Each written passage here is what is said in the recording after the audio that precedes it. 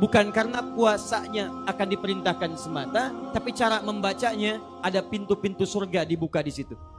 Ada amalan akan bertambah. Semakin bertambah amalan, peluang masuk surga semakin cepat.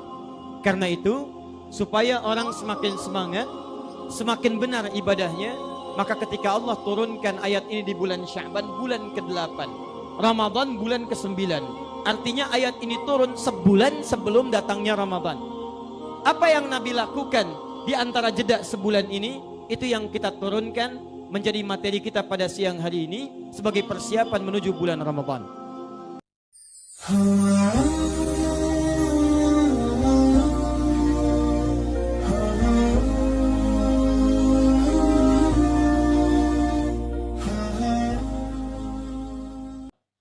Kalau sampai di bulan Rajab, bulan Sya'ban, sudah dekat ke Ramadan, maka mereka bermohon kepada Allah Subhanahu wa taala. Ada dua hadis di sini. Hadis pertama yang sahih, hadis kedua kekuatannya dhaif, tapi yang dhaif orangnya sekalipun doanya tidak bermasalah. Yang pertama, Allahumma ahillahu alaina bil yumni wal iman was salamati wal islam rabbi wa rabbukallah. Ya Allah, mohon hadirkan Ramadan kepada kami.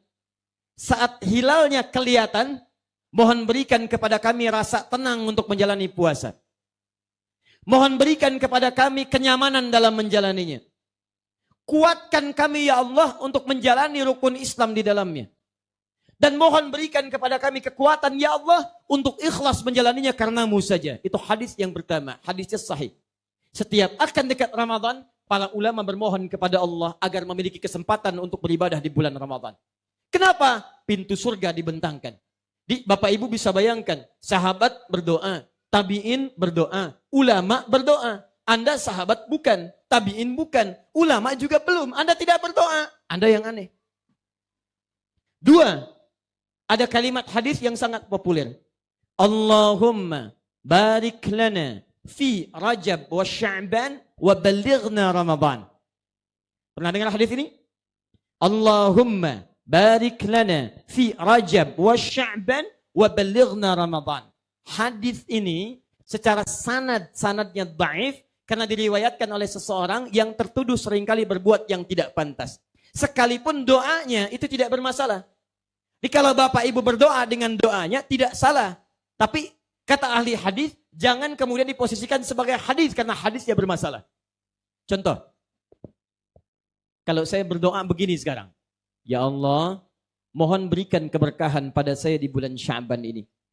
Dan berikan saya kesempatan untuk bisa puasa di bulan Ramadan. Boleh? Benar doanya? Nah, itu terjemahannya dalam bahasa Arab, Allahumma barik lana fi Sya'ban wa balighna Ramadan. Diterjemahkan ke dalam bahasa Arab, terjemahannya persis dengan kalimat tadi. Cuma kalau saya katakan, ini hadis dari Nabi. Benar tidak? Nah, itu yang bermasalah. Tidak setiap doa-doa yang baik mesti disandingkan pada Nabi SAW. Jadi kalau Anda ingin baca doanya, tidak ada masalah. Baca saja karena doanya baik. Tapi kata para ulama hadis, hati-hati memosisikannya sebagai hadis karena diduga ada hadis yang bermasalah di situ. Paham sampai sini? Baik. Nah, sekarang saya kembalikan lagi, kita masuk pada inti bahasannya. Ayat tadi masih ingat turun di bulan apa? Sya'ban. Tanggal berapa? Hari apa? Tahun berapa? Bulan Sya'ban itu bulan ke-6 atau bulan ke-7? Yang 6 angkat tangan. Yang 7? Masya Allah. Bukan bulan ke-6, bukan bulan ke-7. Bulan ke-8. Masya Allah. Belum ditulis, sudah kelihatan. Bulan Sya'ban, bulan ke-7. Cita-cita masuk surga. Saya hapus dulu ya. Boleh saya hapus? Bismillah. Ini materi penting ya, saya tuliskan. Saking pentingnya susah dihapus tuh. Jazakallah khair. Baik, saya agak cepat. Lihat sini. Tadi sahabat saat ayat itu turun, bahagia tidak? Saat surah Al-Baqarah turun, ayat 183, ayat puasa turun, bahagia tidak? Bahagia. Senang tidak? Kenapa? Bukan karena puasanya akan diperintahkan semata, tapi cara membacanya ada pintu-pintu surga dibuka di situ. Ada amalan akan bertambah. Semakin bertambah amalan, peluang masuk surga semakin cepat. Karena itu, supaya orang semakin semangat, semakin benar ibadahnya, maka ketika Allah turunkan ayat ini di bulan Sya'ban, bulan ke-8. Ramadan bulan ke-9. Artinya ayat ini turun sebulan sebelum datangnya Ramadan. Apa yang Nabi lakukan di antara jeda sebulan ini, itu yang kita turunkan menjadi materi kita pada siang hari ini sebagai persiapan menuju bulan Ramadan. Ayatnya turun di bulan ke-8, puasanya diperintahkan pada bulan ke-9. Ini Sya'ban, ini Ramadan. Saat diturunkan di bulan 8, perintahnya di bulan 9, apa yang dikerjakan oleh Nabi di jeda 1 bulan ini sebagai petunjuk pada umatnya pada saat itu. Supaya umatnya semangat, menyiapkan amalan-amalan, dan bisa kemudian mempersiapkan diri memasuki bulan Ramadan. Itu yang coba kita turunkan, dan nanti kita berikan istilah yang disematkan ulama sampai dengan kekinian. Saya agak cepat. 1. Tersebut dalam hadis riwayat Sayyidah Aisyah radhiyallahu ta'ala anha. Beliau menyebutkan, ma ra'aitu, bima makna Rasulullah sallallahu alaihi wasallam, saya tidak pernah menyaksikan Rasulullah sallallahu alaihi wasallam menunaikan puasa secara sempurna 30 hari illa fi Ramadan. Wa ma ra'aitu, dan saya tidak pernah menyaksikan Rasulullah sallallahu alaihi wasallam banyak menunaikan puasa sunnah illa fi Sya'ban, kecuali di bulan Sya'ban. Pertama, saat tiba bulan Sya'ban, Nabi meminta kepada para sahabat untuk membiasakan diri menunaikan puasa sebagai persiapan masuk ke bulan Ramadan. Jadi kalau Bapak Ibu ingin menyiapkan diri Ramadannya baik, semangat ibadahnya, mengejar pintu surganya, rumus pertama dari Nabi sebelum masuk Ramadan, biasakan dulu untuk menunaikan puasa sunnah di bulan Sya'ban. Poinnya.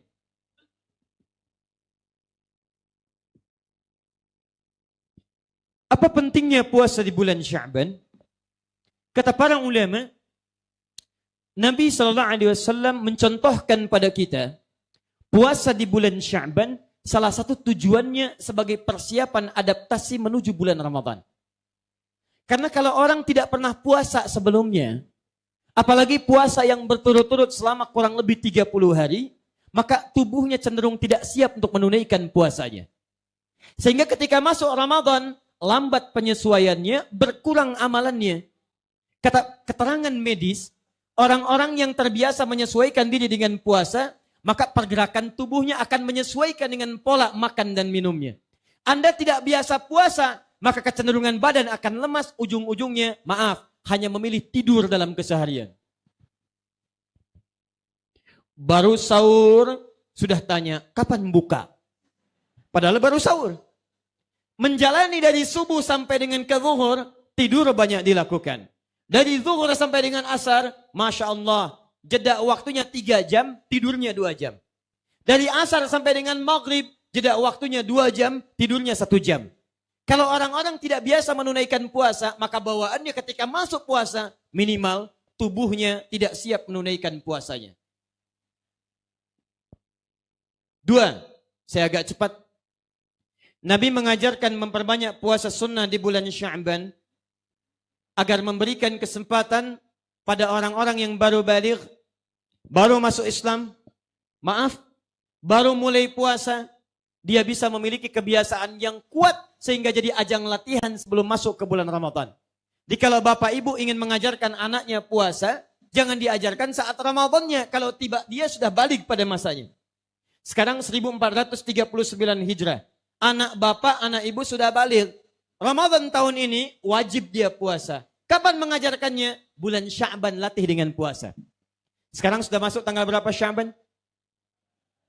13 Sya'ban. Baik, silahkan. Sekarang harinya hari Ahad. Besok misalnya hari Senin. Yuk ajarkan puasa sehari dulu. Senin, bismillah. Jangan dulu tambah dengan Kamis. Kalau anak baru menjelang balik, tidak pernah puasa, dia minta buka misalnya hari zuhur, boleh silahkan buka. Besoknya minta puasa lagi. Dia buka asar, tidak ada masalah. Hari Rabu dia puasa lagi. Dia buka menjelang maghrib, tidak ada masalah. Begitu Kamis dia puasa, bukanya maghrib. Jumat, Sabtu, Ahad istirahat. Senin puasa lagi sampai maghrib. Selasa puasa lagi sampai maghrib. Begitu tiba Ramadan, tubuhnya sudah terbiasa menunaikan puasa sampai dengan maghribnya. Itu tujuan Nabi mencontohkan pada kita memperbanyak puasa Sya'ban sebelum datangnya Ramadan. Hati-hati, ini penting disampaikan karena ada sebagian besar kita terbiasa menunaikan puasa di bulan Rajab tapi lupa dengan puasa di bulan Sya'bannya. Sehingga ketika Rajabnya dia puasa, bahkan banyak puasanya, ditinggalkan puasa Sya'bannya, tubuhnya kembali lagi pada kebiasaan semula. Datang Ramadan, tidak siap tubuhnya dengan puasa Ramadannya. Saya pernah ada di Sumedang itu. Dengar cerita dari kawan. Begitu teman cerita, ada preman kemudian taubat, Pak. Setelah taubat dia masuk Ramadan. Dia kerjakan puasa. Siang-siang kebiasaannya masih berlaku, jalan inspeksi pasar. Tiba-tiba masuk waktu zuhur, setelah sholat dia keluar masih ada yang buka warungnya. Itu luar biasa Pak, semangatnya datang ke warung itu, dia langsung pukul meja. Ini kawan kami sendiri yang ceritakan. Begitu dipukul, mana yang punya warung? Datang yang punya warung, wajahnya agak tegang, begitu sampai di depannya dia katakan, apa Anda nggak punya toleransi ya? Kan di luar banyak yang puasa. Ini bagus kalimatnya. Bukan yang puasa toleransi pada yang tidak puasa. Yang tidak puasa toleran pada yang puasa. Jangan ditukar kalimatnya. Lihat kalimatnya. Apa Anda tidak toleran sama yang puasa ya? Kalau mau buka, buka saja. Cuman pakai tirai di luarnya. Supaya yang di luar tidak melihat langsung makanannya. Masya Allah. Preman taubat langsung ingatkan. Begitu siap dia ke belakang, dia ambil tirai. Tutup warungnya. Begitu ditutup, yang preman ini keluar lagi, lihat kanan kiri, masuk lagi ke dalam. Pak, es teh manis 1 ya. Es teh manis 1 ya. Bukan cuman kita yang kaget, yang punya warung lebih kaget lagi. Kenapa? Karena tubuhnya belum terbiasa menahan lapar, melewati batas duhurnya. Jadi begitu masuk zuhur karena tidak biasa puasa sebelumnya, tidak kuat dia siang-siang es teh manis 1. Jadi kalau kita kembalikan pesan Nabi ini, ada kesempatan ke depan insya Allah selama kurang lebih 15-16 hari, ayo kita biasakan puasa. Rajab puasa, bagus, karena ada hadisnya. Bahkan ayatnya ada. Quran surah ke-9, ayat 36. Inna iddatash syuhuri indallahi 12 syahran fi kitabillah. Yauma khalaqas samawati wal ard minha arba'atun hurum. Ada 4 bulan yang kita boleh puasa hurum. Silahkan perbanyak, boleh. Salatsa mutawaliyat, kata Nabi. 3 berurutan. 1, Dzulqa'dah bulan ke-11. 2, Dzulhijjah bulan ke-12. 3, Al-Muharram bulan pertama. 4, Rajabun Mudhar bulan yang ke-7. Jadi kalau Anda ingin puasa bulan Rajab, boleh, ada hadisnya.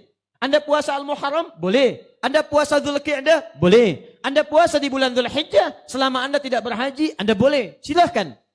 Tapi ingat, jangan lupa, ada puasa yang disunnahkan menjelang Ramadan. Namanya puasa Sya'ban. Jadi mohon izin, insya Allah, bagi yang belum terbiasa, ayo kita biasakan saat masuk bulan Sya'ban, adaptasi puasa menjelang bulan Ramadan. Siap insya Allah? Baik. 2, saya agak cepat. Saat masuk bulan Sya'ban, saya agak sedikit cepat. Nabi sudah mengajarkan pada umatnya, baik secara langsung ataupun tidak langsung, untuk menyiapkan agenda-agenda Ramadan. Untuk menyiapkan amalan-amalan Ramadan. Awas, hati-hati. Hati-hati. Ini petunjuk penting dari Nabi. Saat sebelum tiba Ramadan, Nabi meminta bahkan pada umatnya untuk menyiapkan amalan-amalan Ramadan. Agenda-agenda Ramadan. Ini prinsip penting dari Nabi. Bahkan ada Quran khusus, ayat khusus, yang diturunkan untuk kebiasaan seperti ini. Quran surah Al-Insyirah. Dari ayat kelimanya. Teruskan sampai dengan ayat terakhirnya. Di 2 ujung ayat akhirnya, perhatikan kalimatnya. فَإِذَا فَرَغْتَ فَانْصَبْ وَإِلَى رَبِّكَ فَرَغَبْ فَإِذَا فَرَغْتَ فَانْصَبْ. Kalau Anda sudah tuntas mengerjakan pekerjaan yang ini, siapkan pekerjaan yang berikutnya. Anda akan masuk di waktu apa? Harinya hari apa? Orang Islam yang baik kata Quran, sebelum masuk pada harinya, dia sudah siapkan dengan amalannya. Bahkan sholat pertama kita disebut sholat apa?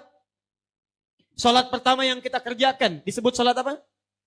Subuh. Apa artinya subuh? Oh, ini yang jadi masalah nih. Masalah. Semua nama sholat, termasuk gerakannya, termasuk bacaannya, itu ada artinya Pak. Dari mulai takbir sampai dengan salam.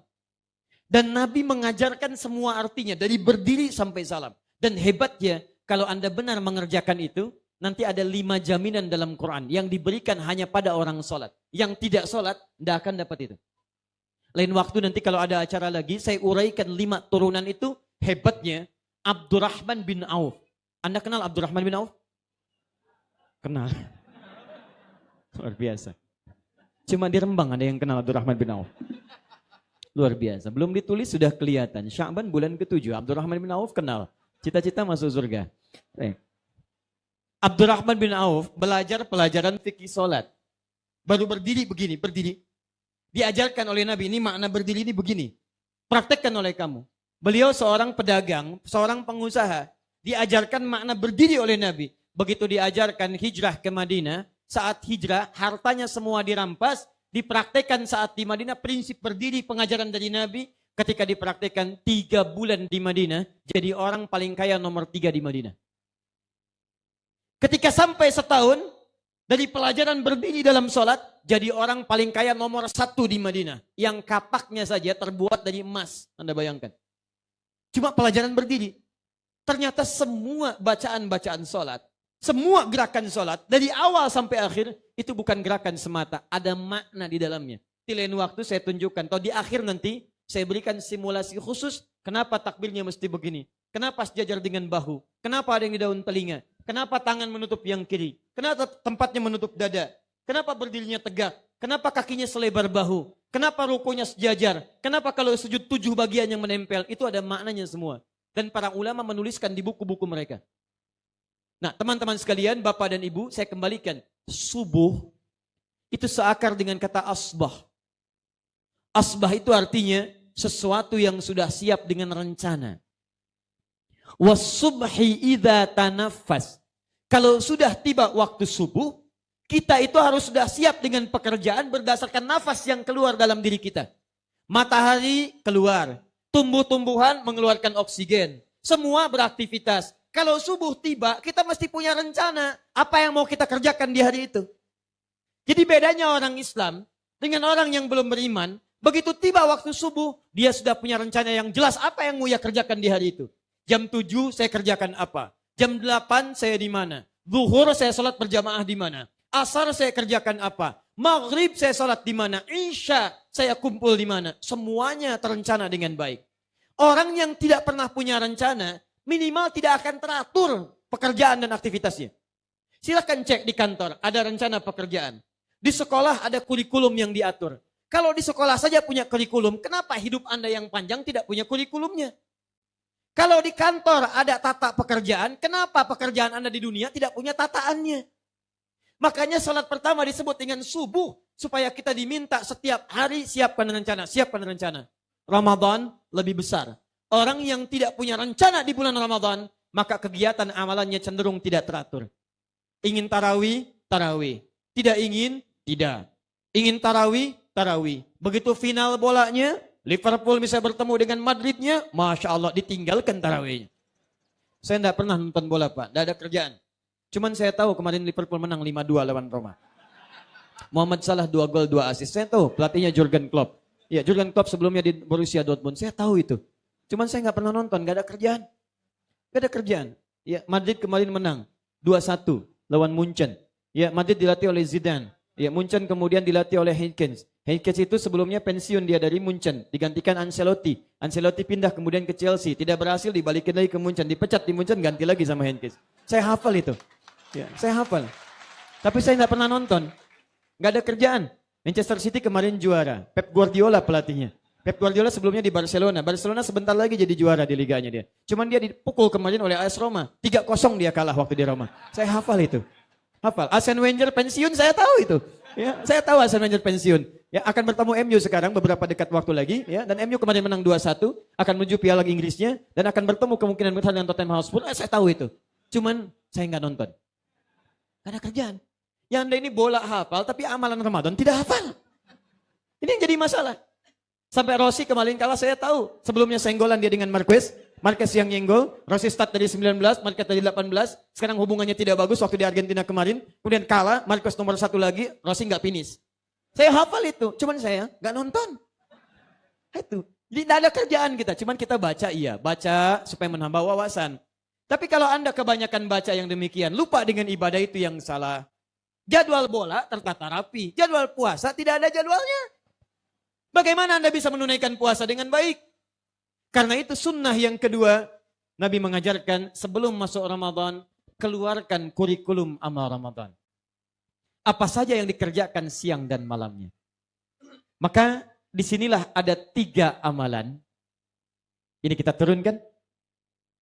Ada 3 amalan.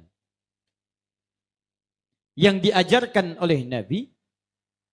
Untuk disiapkan oleh setiap orang beriman sebagai persiapan menuju bulan Ramadan. Saya agak cepat. Nanti Bapak Ibu setelah ini dibuat jadwal amalan dari Nabi ini. Kalau tidak percaya silakan. Ramadan tahun ini Bapak Ibu buat jadwalnya. Setelah itu kemudian tekuni amalannya. Maka saya pastikan dengan izin Allah Subhanahu wa taala Ramadan tahun ini amalan kita akan lebih teratur dan beda dengan tahun-tahun sebelumnya. 1. Tidak cukup dengan amin. Kita lihat dulu. Amalan pertama. Salat. Salat. Ayo lihat sini. Masih ingat tadi di Al-Baqarah ayat 3? Alladzina yu'minuna bil ghaib wa yuqimunas shalah. Saya tuliskan ya. Kalimat salatnya mesti ditulis seperti ini. Saya tuliskan. Kalau beda dengan tulisan saya, berarti ada sesuatu yang kurang tepat di mushafnya. Tahan sebentar. Saya tuliskan. Kelihatan insyaallah? Belum saya tulis. Saya tulis dulu baru kelihatan. Alif, lam, sad, lam, waw, ta marbutah. Seperti ini. Awas hati-hati. Nanti ada yang tulisan salatnya begini. Alif, lam, sad, lam, wawu. Di atasnya fathah tegak, tak marbutah. Ada yang kedua. Alif, lam, sad, lam, wawu. Alif, tak maftuhah. Seperti ini. Quran surah kedua Al-Baqarah ayat 238. Paling kanan sebelah atas. Hafidhu ala salawat. Tulisannya begini. Bukan begini, tapi begini. Nanti ada yang ketiga. Alif, lam, sad, lam, alif, ta. Seperti ini.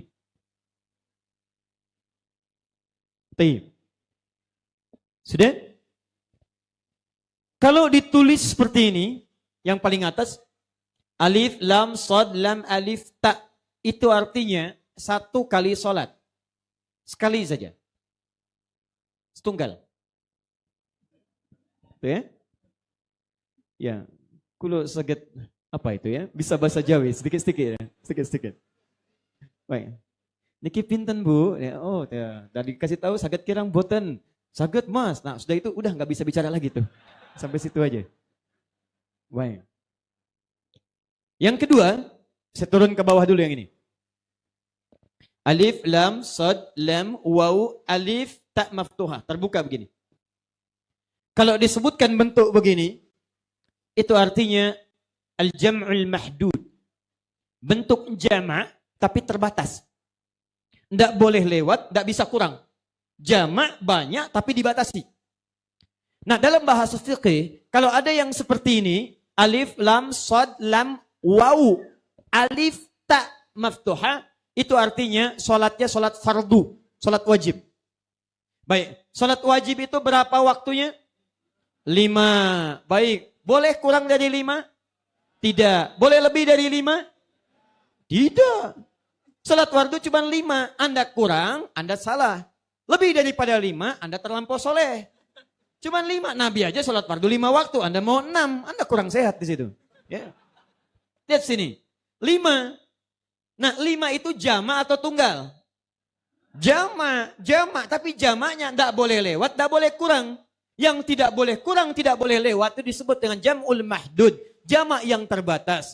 Anda temukan kalimat seperti ini, itu maksudnya sholat fardu. Contoh, di Quran surah kedua Al-Baqarah ayat 238. Paling kanan sebelah atas. Hafidhu ala salawat. Jaga waktu-waktu sholat. Apa yang dijaga? Maksudnya sholat fardu. Jangan sampai tertinggal. Jangan sampai lewat. Jangan malas-malasan. Karena yang fardu ini hukumnya wajib. Dikerjakan dapat pahala. Tertinggalkan, sengaja meninggalkan dapat dosa. Dikerjakan masuk surga, amalnya soleh. Ditinggalkan sengaja berpeluang neraka, amalnya salah. 5 waktu. Tapi kalau yang begini, alif, lam, sod, lam, wawu, ada fathah tegak di atasnya, ada tak marbutah. Maka disebut dengan jama' ghairul mahdud. Bentuk jama' yang tidak ada batasnya. Melebihi sholat fardu. Bilangannya lebih daripada yang fardu. Yang fardu berapa rakaat tadi? 5. Kalau lebih daripada sholat fardu disebut sholat apa? Bukan. Bukan, jangan mengarang. Pelajaran mengarang cuma ada di bahasa Indonesia. Dalam ibadah tidak boleh. Ini pertama kali saya ceramah di Rembang ini. Kita buat perjanjian ya. Kalau tidak tahu, katakan wallahu a'lam. Nah, itu paling gampang. Malaikat ditanya wallahu a'lam. Quran surah 2 ayat 32. Sahabat ditanya Allah wa rasuluhu a'lam. Anda malaikat bukan, sahabat bukan. Masya Allah, ngarang. Tuh, sini. Lihat baik-baik. Salat yang di atas salat fardu disebut salat apa? Oh, tidak ada salat wallahu a'lam. Silahkan cek di kitab fikih, tidak ada babu salat wallahu a'lam. Tapi yang ada babun nawafil, jama' dari kata nafilah. Yang lebih daripada salat fardu disebut dengan salat nafilah. Hukumnya disebut dengan sunnah. Maka dikenal dengan istilah salat sunnah. Di kitab fikih disebut dengan babun nawafil. Bab salat-salat nafilah disebut dengan salat sunnah. Lihat sini. Kalimat salat yang disebutkan bentuknya yang ini yang tengah. Saat masuk Ramadan, ternyata Nabi meminta kita bukan hanya memaksimalkan yang fardu, tapi yang ditekankan salatnya justru salat-salat yang sunnah. Silakan Anda cek. Hadis riwayat Al-Bukhari, Kitabus Siyam, nomor hadis 37. Haddatsana an Abi Hurairah radhiyallahu ta'ala anhu qala Rasulullah sallallahu alaihi wasallam man qama Ramadana imanan wahtisaban ghufira lahu ma taqaddama min dhanbi. Kata sahabat Abu Hurairah radhiyallahu taala anhu, Abu Hurairah itu nama aslinya Abdus Syams. Abdus Syams tadinya Persia, Majusi. Pindah ke Kristen. Begitu pindah Kristen tidak puas. Mendengar ada Nabi di Madinah, datang ke kota Nabi, Masya Allah. Begitu melihat Nabi pertama kali dengan senyumnya, lembut bicaranya, akhlaknya mulia, langsung mengikrarkan keislamannya di hadapan Nabi Sallallahu Alaihi Wasallam. Dirubah namanya kemudian dari Abdus Syams menjadi Abdurrahman. Awas hati-hati. Ini petunjuk dari Nabi, orang Islam itu bukan hanya bagus ibadahnya, tapi akhlaknya mulia. Karena itu di antara nama Nabi disebut Muhammad. Bentuk superlatif dari kata Mahmud, mubalaghah. Orang yang mulia akhlaknya, 4 kali disebutkan di Quran. Quran surah 3 ayat 144, Quran surah 33 ayat ke-40, Quran surah 47 ayat kedua, dan Quran surah ke-48 ayat 29. Muhammad. Disebut dengan nama Muhammad menunjukkan sikapnya yang mulia, akhlaknya yang baik. Kalau ditambah dengan ya, Muhammadi pengikutnya. Kalau ditambah dengan tak, namanya taknya diikutkan kepada sifatnya. Ya-nya nisbah, taknya sifat. Kalau digabungkan jadi Muhammadiyah, artinya orang-orang yang mau mengikuti akhlaknya Nabi Muhammad SAW. Kalau di sini ada jam'iyah, ormas Muhammadiyah, ada anggotanya, ada pimpinannya. Kalau akhlaknya tidak seperti akhlak Nabi SAW, dia belum Muhammadiyah. Nabi Muhammad itu lembut. Kalau ada orang Muhammadiyah kasar, dia belum Muhammadiyah. Nabi Muhammad itu penuh dengan senyuman. Kalau ada orang Muhammadiyah banyak cemberut, dia bukan Muhammadiyah. Anda siapa? Muhammadiyah? Bukan. Anda bukan Muhammadiyah. Anda dia, bukan Muhammadiyah. Setiap Anda melekatkan kalimat Muhammad ada kelembutan di dalamnya. Makanya kalau ada orang Islam mengaku umat Nabi Muhammad kasar sikapnya, ada yang salah dalam sikapnya pada saat itu. Saya pernah berada di Lampung, Pak Bupati. Waktu kejadian bom di Jalan Tamrin itu. Meledak bomnya, heboh kemudian se-Indonesia. Posisi saya kemudian ke Lampung, orang Lampung tanya, Ustaz, apakah bom di Jalan Tamrin termasuk jihad fisabilillah? Saya waktu itu sedikit merenung, saya katakan, Pak, sependek pengetahuan saya, jihad fisabilillah itu jihad di jalan Allah, bukan di Jalan Tamrin. Jadi ada beda, Pak. Kaidahnya lain. Dan jihad itu ada kaidah-kaidah yang tidak bisa setiap orang merusak di sekitarannya tanpa kaidah yang dibenarkan. Jihad fisabilillah, jihad di jalan Allah, bukan di Jalan Tamrin, bukan di Jalan Rembang, bukan di Jalan Lasem. Tapi ada kaidah-kaidah yang harus dibenarkan di dalamnya. Kembali kepada tadi, Abdurrahman begitu masuk Islam, dikenal dengan Abdurrahman bin Sakhar, kata Nabi, sayangi semua makhluk di sekitaranmu. Bukan hanya manusia, pepohonan sayangi, jangan rusak, jangan sikat, jangan hancurkan tumbuhan. Hewan sayangi, lindungi. Begitu keluar dari majlis Nabi, beberapa waktu kemudian bertemu dengan seekor anak kucing. Kucing ada dua dalam bahasa Arab. Yang pertama kucing jinak disebut dengan kittun. Kucing rumahan. Kittun diserap ke dalam bahasa Inggris menjadi kitty. Muncul kemudian Hello Kitty. Kucing rumahan jadi bantal, jadi spray di kasur. Ya. Itu hello. Jadi kitty itu dari bahasa Arab. Sama dengan kopi, kohwa. Sugar, gula dari sukar. Dibanyak dari bahasa Inggris, diserap kemudian dari bahasa Arab asalnya. Dari bahasa Indonesia lebih banyak lagi. 60% kurang lebih itu diambil dari bahasa Arab. Makanya orang Indonesia itu cepat bisa bahasa Arab. Dan bahasa Arab itu mudah, Pak. Saya katakan gampang, paling gampang semuka bumi. Saya pernah tinggal di 5 negara di Arab. Itu saking mudahnya, gampangnya bahasa Arab, anak-anak segini bisa bahasa Arab. Tuh. Saya lewat, ya Syekh, kaifa haluk? Kata anak-anak tuh, saking gampangnya itu. Jangan bilang orang Arab, karena unta ribuan tahun di Arab, tidak bisa bahasa Arab. Beo rembang, ajak ke Arab, latih 3 hari. Assalamualaikum, kaifa haluk? Bisa. Jadi kalau kita mau belajar, kita bisa, beo aja bisa, kenapa kita tidak? Kenapa nyampe ke beo? Ya, balikan sini. Kucing kedua, kucing liar. Kucing liar itu disebut dengan hurrah namanya. Hurratun, hak besar. Anaknya disebut dengan Hurairah. Begitu melihat anak kucing kecil kehilangan induknya, liar dia, maka ditolong oleh sahabat Abu ini, Abdurrahman, diambil oleh beliau, maka dipraktekkan hadis Nabi tadi. Malam kedinginan diselimuti, lapar disuapi, dan dibawa dimasukkan ke dalam kantong jubahnya setiap beraktivitas. Satu kali berpapasan dengan Nabi di jalan, keluar anak kucing kecilnya. Begitu keluar disebutlah pada saat itu, Anta Abu Hurairah. Kamu bapaknya anak kucing kecil. Kalau ada orang sayang pada kucing, tidak seperti kamu. Seperti ayah sayang kepada anaknya. Disuapi, dibawa, dirawat, dilindungi. Abu Hurairah. Ada bapak rapat bawa anak kucing? Pak Bupati pernah rapat bawa anak kucing? Tidak. Jadi peluang jadi Abu Hurairah sudah tertutup. Yang belum ada Ummu Hurairah. An Abi Hurairah, hadis dari Abu Hurairah radhiyallahu taala anhu menyampaikan, kalau Rasulullah SAW pernah bersabda, lihat kalimatnya. Kenapa saya kisahkan tadi? Maksud saya, kalau Anda menemukan hadis kalimatnya Abu Hurairah, jangan cuma diingat namanya, diingat kisahnya. Bahwa nama Abu Hurairah melekatkan nama kasih sayang dengan sesama.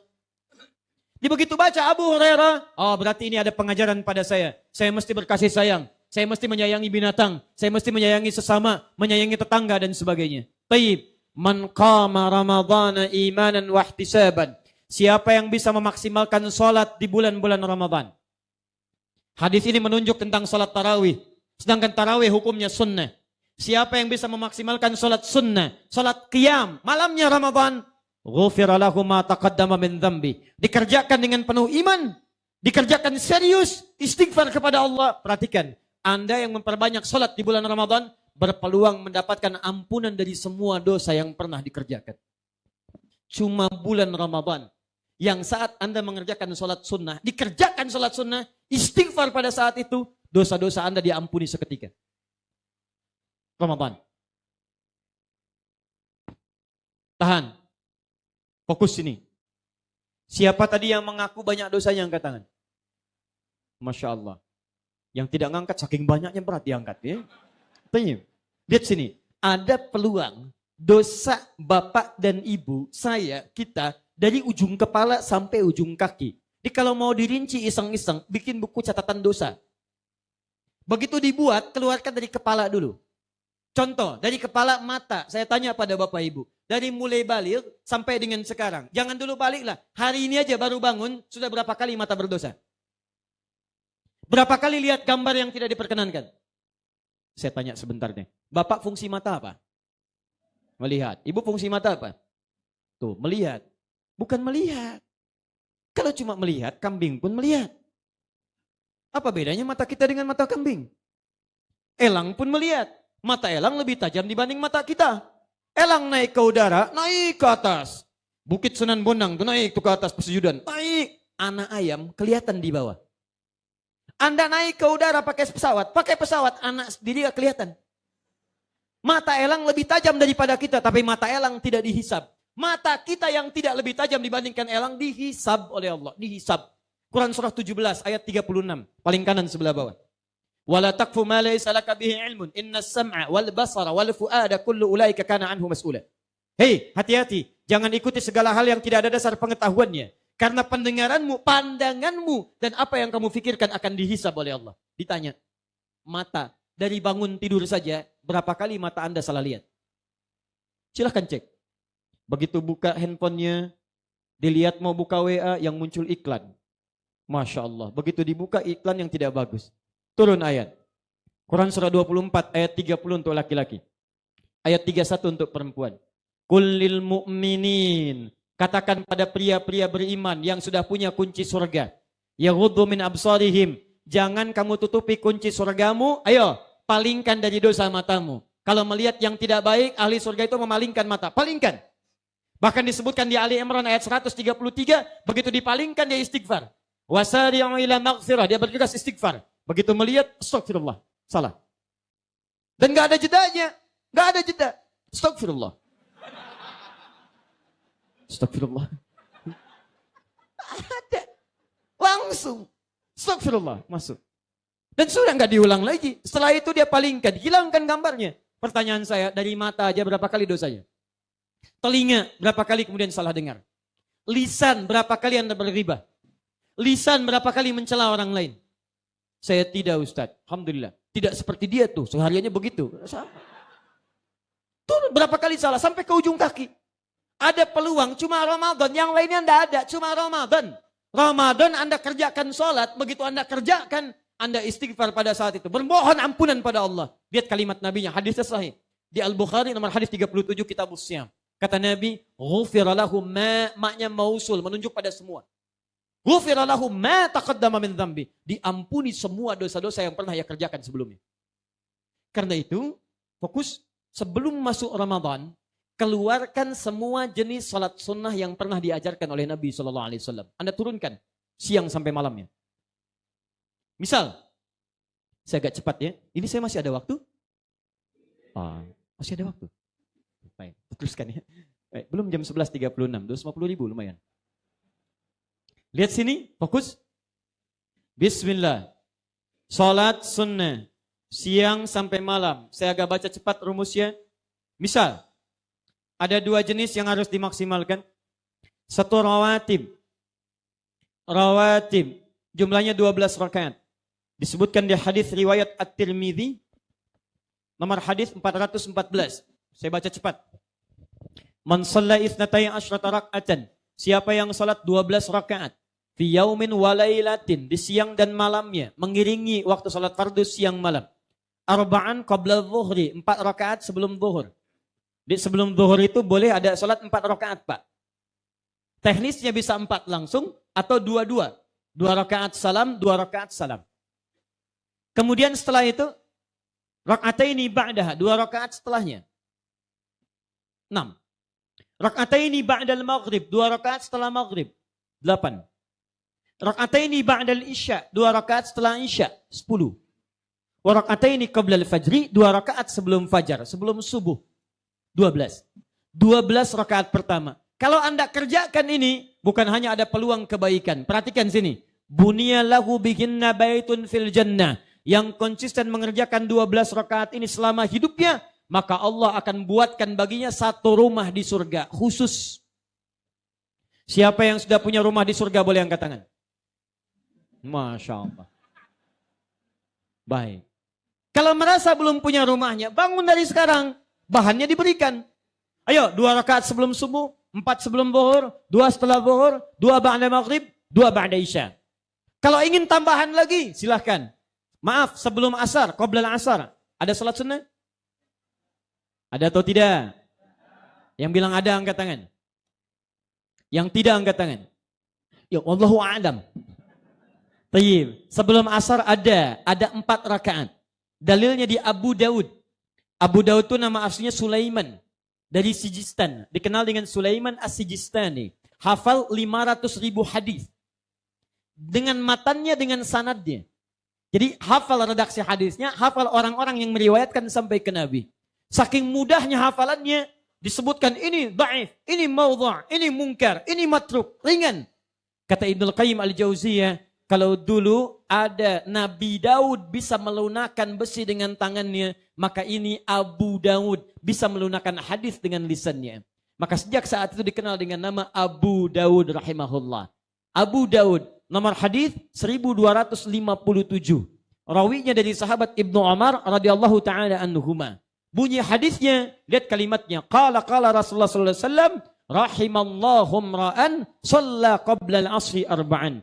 Allah akan menurunkan rahmat kepada seseorang yang mampu menunaikan salat 4 rakaat sebelum salat asar.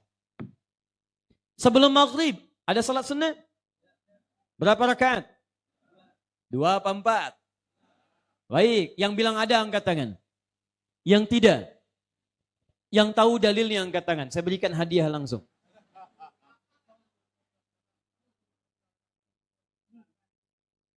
Sallu qabla al-maghrib liman syi'ta. Di hadis apa itu, Pak? Di hadis lupa. Taib. Enggak apa-apa kalau sudah lupa, suka enggak ingat itu wajar. Taib. Betul. Itu ada di Abu Daud, Pak. Nomor hadis 1258. Rawinya sahabat Ibnu Umar radhiyallahu taala anhuma, cuma beda satu hadis dengan yang tadi. Kalimat hadisnya qalu bima ma'na qala Rasulullah sallallahu alaihi wasallam, "Sallu qabla al-maghrib rak'ataini wa la tattakhidhuha sunnatan."